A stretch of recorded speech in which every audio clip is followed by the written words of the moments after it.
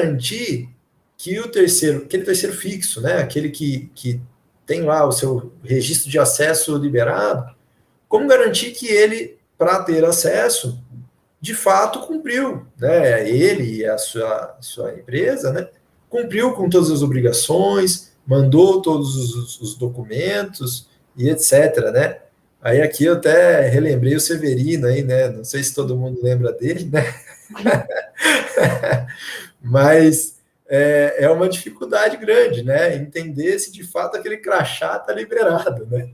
Está liberado, pode entrar, pode realizar o seu serviço, sua rotina de atividades, né? Já que boa parte dos terceiros podem ser fixos, né?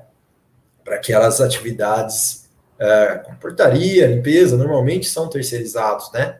E aí, como tem contratos longos, né? Contratos mais duradouros, também podem ser identificados com contratos que oferecem maior risco, né? Porque isso até foi um caso que a gente vivenciou, né, em alguns clientes nossos, de empresas desse tipo, quando às vezes quebram, né, principalmente nessa época de pandemia, né? A gente teve um alvoroço de mercado aí, e algumas, porventura, podem não ter sobrevivido, né? E, e aí acaba que esse contratante dessa empresa acaba sendo responsabilizado, né, por boa parte desse passivo, né? Então, tem clientes que a gente teve histórico aí, até mesmo de pessoas que nunca estiveram na fábrica dele, acionarem a sua empresa porque era um grande tomador de serviço, né, da operação dessa terceira que veio a sucumbir aí, né, no meio das crises que a gente passa a cada dia aí, né? Então, uma dificuldade grande, e o controle de acesso é fundamental para garantir quem entrou, quando entrou, se entrou, né, na empresa. Pode ser até uma forma de controlar carga horária, né? Se está realmente com a folha de pontos controlando os horários corretamente. Então, um ponto também fundamental e de difícil comunicação, né? Salvo algumas ferramentas que existem, né? Essa interação, ela sempre foi bastante difícil, agora ela tem sido um pouco mais facilitada, mas sem dúvida é um desafio para a gestão de terceiros, né? Garantir que aquele controle lá que a gente está fazendo no sistema de gestão nosso chegue na portaria, né? Chegue no mais básico, no mais trivial do dia a dia, né? Como um acesso, né? Não sei se tem mais perguntas aí, Rafa. Sim, temos uma pergunta aqui da audiência, essas soluções. O que você pensa sobre bloquear pessoas na catraca quando falta o documento relacionado com treinamentos? Com treinamentos. Exato. Acho que aí tem algumas experiências que a gente pode comentar, né? Muitas vezes a gente tem acessos que são limitados ali por conta de qualificação, né? Que é o que se diz a pergunta aí. E acabam sendo problemáticos, porque às vezes naquele dia aquele colaborador não vai fazer uma atividade de risco que exige um treinamento adicional, né? Como o NR35, 33, 10, né? As diversas aí que a gente pode ter com relação à habilitação, né? O fato de ele não ter essa habilitação, de repente, pode não inviabilizar ele do acesso à fábrica, né? Isso, no grande maioria dos clientes, acaba funcionando assim, né? Até porque, às vezes, você tem pessoas do time daquela empresa que não vão estar envolvidas em atividades especiais, né? Em atividades de risco. E aí, a obrigatoriedade generalizada de documentos de qualificação torna-se um problema, né, de gerenciamento de documentos, que por vezes vão ter pessoas que vão só gerenciar o serviço, vão supervisionar e não vão estar envolvidas em atividades assim, né? Sim. E o tomador de serviço... Opa! Tem uma pergunta na tela. Pedro aí. Treinamento, ASO vencidos. Exato. Aí o ASO, aí já é uma situação um pouco diferente, né? O treinamento, por vezes, a gente tem essa flexibilização, né? Do tomador de serviço, de liberar na catraca e bloquear os serviços especiais ali, né? Serviços de risco. Já o ASO é mais complicado, porque ele é um controle de saúde ocupacional do colaborador, né? Então já é mais difícil a gente liberar acesso com relação à ASO pela experiência que a gente tem, né? O que a gente percebe muito de maneira global, né, é que acaba-se, às vezes, tendo que liberar o ASO porque não houve uma gestão eficiente no sentido de avisar o prestador de que aquele ASO estaria vencendo, ou ele perceber isso, né?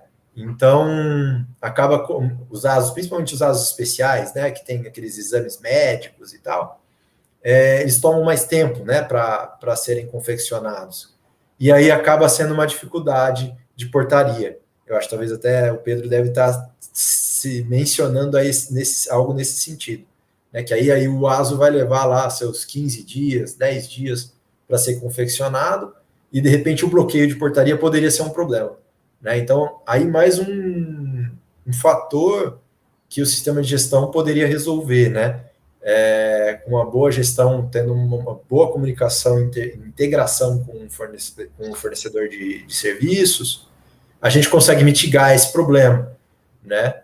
Então, ele tendo lá, fazendo o ASO com antecedência, né, a renovação de ASO, né, provavelmente a gente consegue garantir que o ASO vencido não entre na fábrica, por exemplo. Se eu entendi bem o comentário do Pedro, acho que deve ser nesse sentido, né? Você ia fazer uma pergunta, Rafa? Manda aí. Vamos lá. O tomador de serviço, ele não pode controlar o tempo dos terceirizados, né?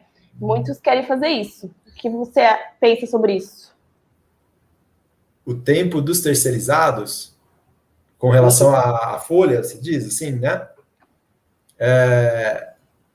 Com relação à folha, a gente tem aí a dificuldade de garantir que o terceiro cumpra a legislação, né? Cumpra a CLT, não faça mau uso de horas extras, por exemplo, né? E isso é uma dificuldade, né? Entra naquele aspecto que é uma vez que é outra empresa que está gerenciando isso, né? Se torna um grande desafio para o tomador de serviço conhecer isso, né? Esse problema de excesso de carga horária, excesso de horas extras e etc. Né? Então, primeiramente conhecer e depois ainda conseguir contornar, né? Solucionar esse problema junto ao seu terceiro. Né? E talvez ele tenha até mesmo que instruir o terceiro dessa prática, né? Que talvez não é lá das melhores, certo? Beleza, acho que eu entendi, né, Pedro? Muito bom. Obrigado pela resposta aí. Eu acho que eu tenho mais uma pergunta. Então, quais os documentos se mostra mais difíceis de ser controlado? Aqui eu acho que, sem dúvida, para a catraca, né? Para essa integração com catraca, essa interligação, os documentos com prazos menores, né? Quanto menor o prazo, acaba sendo mais desafiador o controle de catraca, porque a gente tem aquele trâmite de o terceiro cumprir com a obrigação, mandar o documento, ser analisado o documento por parte do tomador, e aí, de fato, chegar na catraca, né? Então, esses documentos que a gente tem ali uma frequência bastante curta de envio, né? Então, normalmente, clientes que pedem aquelas obrigações mensais, né? Acabam sendo mais desafiadoras quando a gente fala de catraca, né? Precisa de uma sinergia, um sistema mais adaptado para conseguir esse controle eficiente, de maneira eficiente, de catraca, né? Senão ele acaba tendo que usar outros artifícios para garantir o cumprimento dessa obrigação por parte do seu fornecedor e acaba não podendo usar a catraca pela dificuldade de manter a catraca atualizada, né? Isso que a gente acaba percebendo na realidade aí dos clientes, quando não se tem um sistema com bastante sinergia, né? Perfeito. Muito bom. Aí o próximo tema é com relação ao controle de habilitações, né? A gente falou um pouquinho disso, né, com relação à catraca aí, de treinamentos, né? E essa flexibilização de catraca é um dos fatores que gera maior dificuldade no controle de habilitações, né? Porque uma vez que a gente muitas vezes não consegue bloquear na catraca a pessoa sem habilitação para um trabalho especial, né? Ele está dentro da fábrica, ele está dentro das nossas instalações. E aí controlar esse terceiro com relação às atividades que ele vai fazer, à exposição excessiva de risco, isso também é um desafio bastante grande, né? Então, aí conseguir garantir, por exemplo, que um trabalho em altura, né, o colaborador que está ali se preparando para aquele trabalho, de fato está com o treinamento em dia, o ASO está tudo certinho, né, tem lá dentro da sua ordem de serviço, habilitação para aquilo e etc., que é um documento que a gente, por vezes, tem fornecedor que nem sequer conhece bem o que é, né? Então, isso é uma dificuldade, de fato, muito grande, né? E, principalmente, são atividades de maior exposição de risco, né? Ou seja, que tragam aí bastante fragilidade para o sistema de gestão, porque uma vez que um colaborador desse venha a se acidentar, a sofrer algum prejuízo à sua saúde, né? Aí fica bastante complicado, né? Seja juridicamente, pessoalmente, né? Que a gente tem aí uma história de acidentes, gera um impacto gigantesco nas pessoas, não se trata só de uma questão jurídica, né? E então, esse controle é um dos mais importantes, né? Porque expõe o colaborador terceiro a uma das situações mais severas de risco e mais difícil de fazer, porque ele já não está num lugar específico, né? Já não tem a portaria, por exemplo, que ele vai controlar ali. Vai depender muito mesmo da equipe que está ali acompanhando ele, fazendo uma liberação de serviço ou alguma coisa assim, que verifique os documentos e consiga garantir esse controle de habilitações, né? Ou ferramentas, mais uma vez, né? A gente tem cada vez mais aí no mercado ferramentas para isso, que digitalizam esse controle e tornam isso um pouco mais simples, mais fácil de fazer, né? Mas, de fato, um desafio bastante grande para o sistema de gestão de terceiros.